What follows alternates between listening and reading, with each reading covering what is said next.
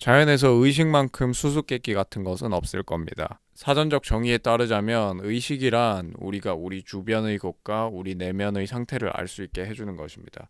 하지만 의식에 대한 여러 의견들이 아직 그 본질의 주변만 빙빙 돌고 있을 뿐입니다. 우리는 무엇이 의식인지 직관적으로는 다 알고 있죠. 지금 이 순간, 지금 여기서 당신이 경험하고 있는 것.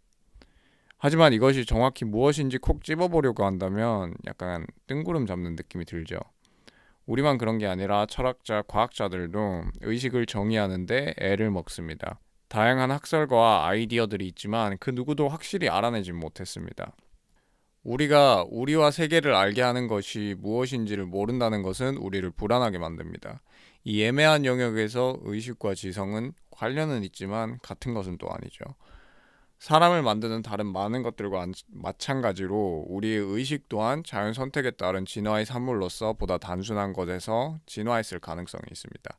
의식은 아마도 함께 의식의 경사를 이루는 수억 년의 수많은 작은 단계들에서 생겨났을 겁니다. 무의식에서부터 기본 의식에 이르는 장정에서 첫 번째 단계는 무엇이었을까요? 그리고 궁극적으로 오늘날 우리 인간들이 즐기는 난해한 의식으로 이어진 것은 무엇일까요? 돌을 예로 들어보죠. 돌에는 의식이 없다는 것이 정론입니다. 물론 모두가 동의하는 건 아니죠. 어떤 심령술사들은 돌덩어리 안에도 생명이 깃들어 있을 수도 있다고 주장합니다. 하지만 그러한 주장에는 아무런 근거도 없습니다. 돌은 어떠한 행동도 하지 않으니까요. 그 생명의 존재는 증명될 수도 반대로 반증될 수도 없습니다. 흔히 우리가 의식이라고 일컫는 시작점은 생명체부터입니다. 생명체란 스스로를 유지하며 번식시키는 세상의 일부분입니다. 이를 위해서는 에너지가 필요하죠. 여기서부터 세상에 대한 인식이 에너지원을 찾게 하는 것들이었을 겁니다.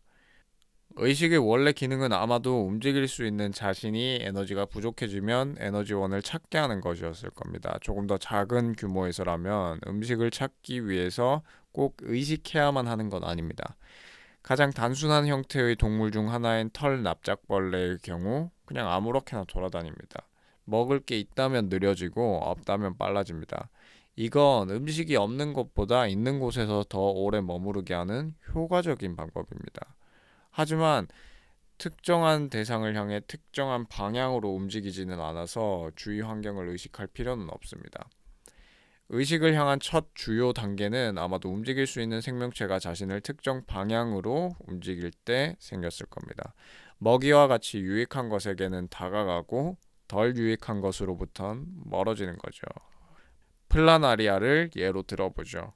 웃기게 생긴 얼굴로 유명한 작은 벌레입니다. 이 벌레는 배고플 때도 있고 아닐 때도 있죠. 이는 벌레가 움직일 때 단순히 외부 자극에 대한 자동적인 반응을 하는 건 아님을 뜻합니다. 그들이 그들의 행동이 내부의 생리적 상태에 따른 것임을 뜻하죠. 배가 고프거나 배가 부르거나. 막 먹은 뒤에는 덜 활발하지만 한동안 굶은 뒤에는 맛있는 것을 찾아 움직입니다. 머리에 있는 화학 수용체를 활용해서 주위 환경의 냄새를 맡고 음식 냄새가 가장 센 쪽으로 움직입니다. 음식을 찾아 식사를 마친 뒤에는 안전하게 식사를 소화합니다. 다시 배가 고파질 때까지요. 하지만 맹목적으로 후각을 따르는 동물은 구체적으로 보이는 목표를 갖진 않습니다. 어디로 가는가에 대한 감각이 떨어지는 거죠. 의식의 다음 단계는 주변에 대한 인식을 더하는 것이죠. 시각처럼. 시각은 세상에 대한 맥락과 깊이를 제공합니다. 시각은 우리와 우리의 음식이 있는 공간에 대한 인식을 제공합니다. 이는 인식의 완전히 새로운 차원이며 우리가 아는 의식에 한 발짝 다가간 것입니다. 눈과 같은 광학 장치는 우리가 목표를 시각화하고 여기에 집중하게 합니다.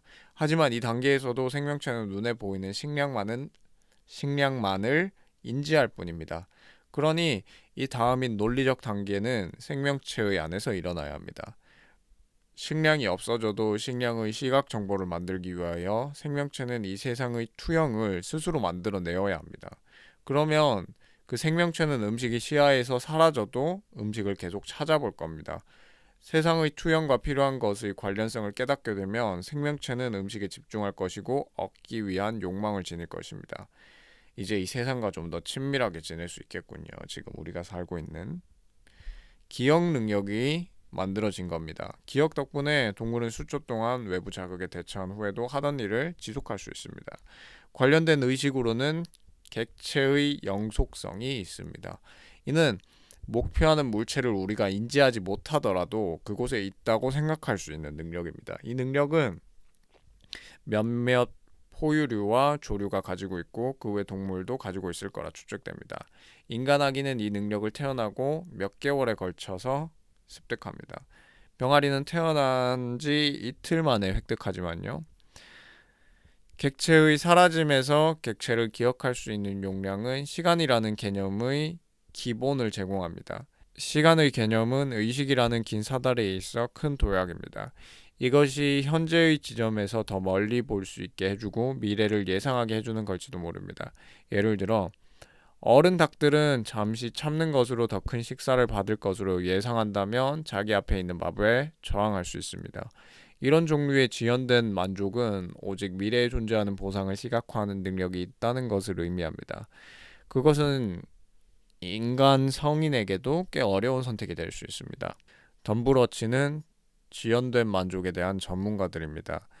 그들은 음식을 나중에 회수하기 위해 저장고에 숨겼을 때 훨씬 더 정교한 미래 감각을 보여줍니다. 덤브러치는 만약 잠재적인 도둑이 보고 있다는 것을 알아챈다면 그 음식을 다시 숨길 겁니다.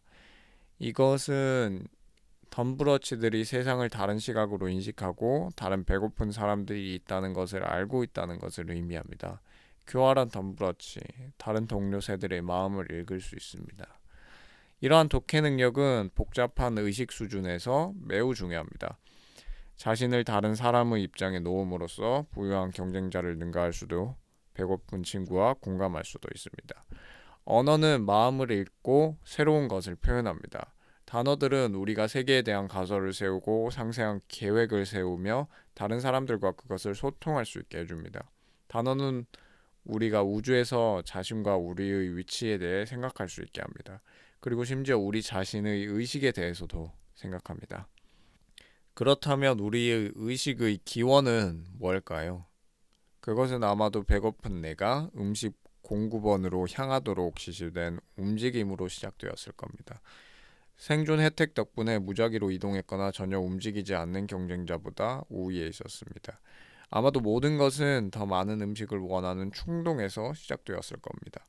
그래서 우리가 우주에 대한 꿈을 꾸거나 고층 빌딩을 짓거나 소설에 집착할 수 있게 하는 세련된 의식에도 불구하고 우리가 다음 식사를 어디서 얻을 수 있을지 생각하는 것을 멈출 수 없다는 것은 놀라운 일이 아닙니다. 종합적으로 우리는 음식을 얻기 위해 너무 많은 생각과 기발한 방법을 사용했습니다. 그래서 우리는 이제 의식적인 노력 없이 우리의 음식을 우리에게 가져다 줄 수 있습니다.